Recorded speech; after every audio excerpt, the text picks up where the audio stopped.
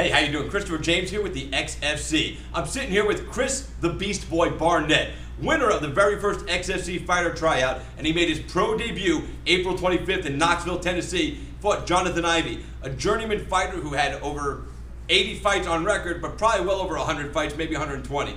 And he made his pro debut and he won. So first of all, what's up, man? Welcome. Hey, thank you for having me.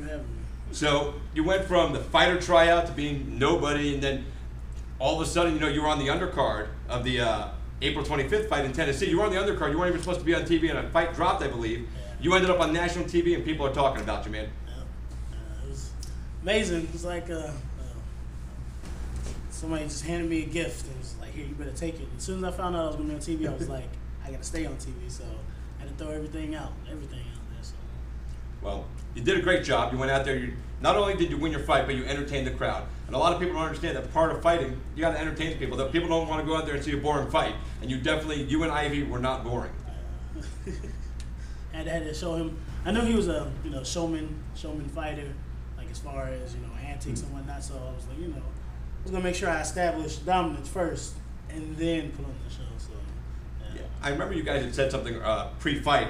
You guys were talking about all right, when we start out, we'll do a little this and that. And I noticed he like did a little kick at you, and then he punched you, and you were like, you did this trick, you were like, you were like, what's that all about? What was that all about? What happened before the fight when you guys were coming down the ramp? Apparently you guys had a little conversation. We talked back in the back. It was supposed to more stand-up. We wanted to both, show that we had stand-up, plus it was going to be more entertaining for everybody. Nobody just wants to see two big heavyweights rolling on the ground. So it ended up like happening. He landed the leg kick. I was all right, cool, whatever. And this is when I landed the spinning side kick. And he just decided he was just like, okay, yeah, we're gonna go straight to the ground from there. So it was all right. It was like cool, whatever. But yeah, I wanted to stand up with him more. I wanted to be that first person to knock him out, but with a blockhead. It ain't happening no time soon. So, yeah. Yeah, I mean, you guys were. I mean, I remember the guys from HDNet talking about it, and nobody really knew what to expect. The guys from HDNet, they've heard about Ivy because he's been around. But really, none of them knew anything about you. And, honestly, there's probably a lot of people, I mean, myself included, I had no idea what you were fully capable of. I've seen you in the gym training, but I've seen you jump, I mean, you're 300 pounds. And you're jumping up and doing flying back spin kicks, moves that I only could do on a PlayStation, I'm playing like Street Fighter 3 and I'm throwing a kick like that, and here you are, and I mean, you weigh almost twice what almost twice, and I can't get 6 inches off the ground, man. How do you do it? I don't know, honestly. It's just, I guess, just like in me. I guess just like my Taekwondo background helped out a lot as far as just being able to be real acrobatic and what's it called? Different like calisthenics and stuff like that I used to work on a lot. Just from there, and then I think it's my older brother. My older brother used to beat the mess out of me all the time. And so I had to learn how to escape, and like escaping from him is you have to wiggle and jump and kick and flip and do everything else to get away from him. So I'll give my brother the credit on that for like beating me up and teaching me how to move and get out of sticky situations by being athletic. So your whole family, Taekwondo background. Yeah, Taekwondo, yeah. Everybody. Your dad, your brother. My mom, all of us are at least second degree black belt and up. So yeah, my mom just got her second degree, I think about a couple of years back. So yeah.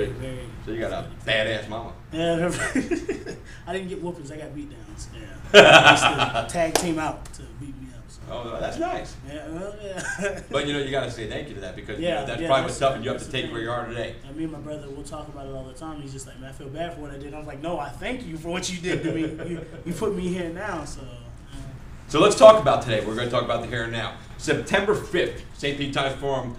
You're back. You're fighting again. Yeah. Who are you fighting? Daniel the Gorilla Perez. Yeah. Now, what's his claim to fame? Knocking out Marcus Jones. And Marcus Jones is? An ex-Tampa Bay football player, and heard he's doing really good on the Tough Show that they're having now. So, yeah, that's his claim to fame right now is knocking out Marcus Jones. Now, the reason I'm bringing that up is because, I want to see what he knows about his fighter. This is a guy who's studying his opponent. He wants to make sure that he knows everything about him because he's not going in there.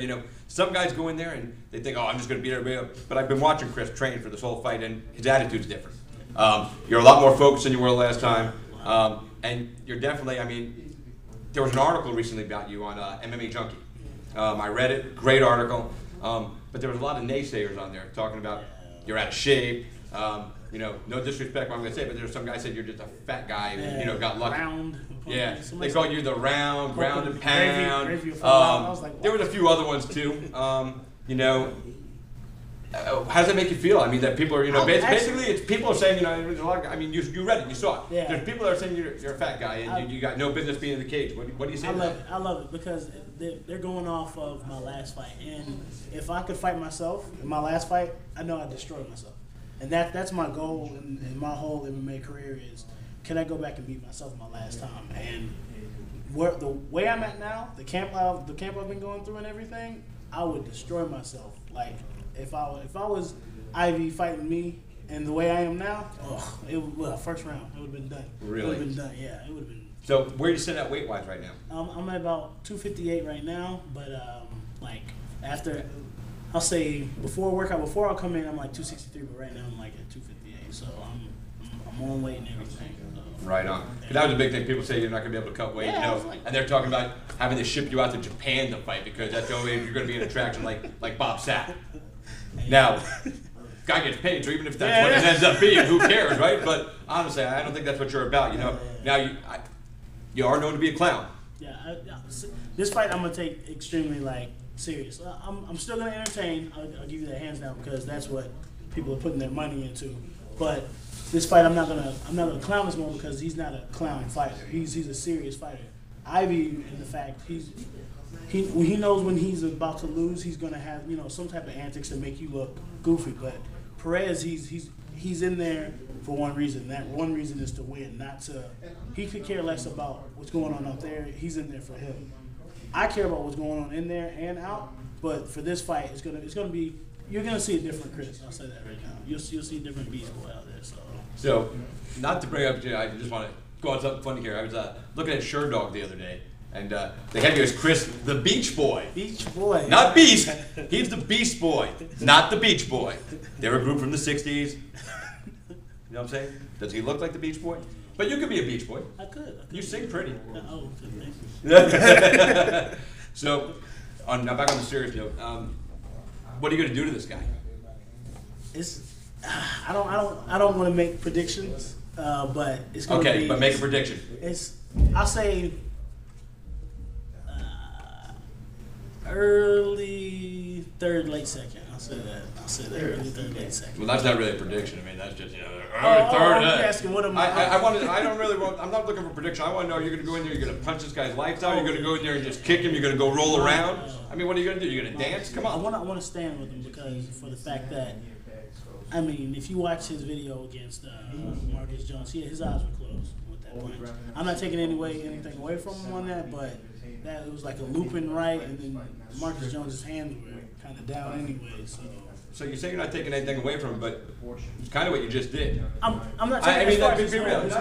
I mean, you said his eyes were closed right through the punch. So basically, and it's okay. I mean, you got to say what you feel. I mean, are you saying that you kind of feel he got a little lucky, and you're going to show the world that that's what it was?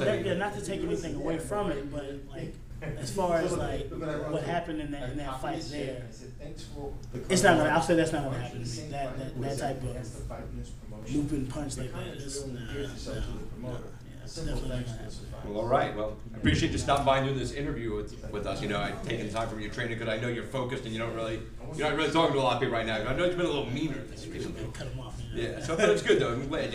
And I just want to know one thing. If you win this fight, we're gonna see a little breakdancing again, like you did in April. I got something set up. Yeah. All right. Got something set up for you. If you could fight any one guy right now, any guy, right now. No, nothing. Just pick one guy that you would love to fight because it's a dream. Let me think. Just to fight. Win, lose, or draw? Win, lose, or draw. Who cares if you lose? Just get in there with somebody. I want to see Fedor. That's the Just it doesn't make any sense. The way he is, could you look at his frame and you're like, he's not cut, he's not whatever, but he's dropping people left and right, arm bars here, arm bars there. So I would love to just to see how long I would go in there with him. So yeah, definitely. All right, so you heard it here first, an XFC exclusive. Chris Barnett wants Fedor. Ladies and gentlemen, I am Christopher James for the XFC with Chris Barnett. He's going to be fighting again September 5th at the St. Pete Times Forum. If you want to get tickets, come out to the show. www.mmAXFC.com to get your tickets, or you can go to Ticketmaster.com. Once again, I'm Christopher James, Chris Barnett. Any last words? Come out September 5th. XFC, baby. Let's do it. We'll see you then. Good night.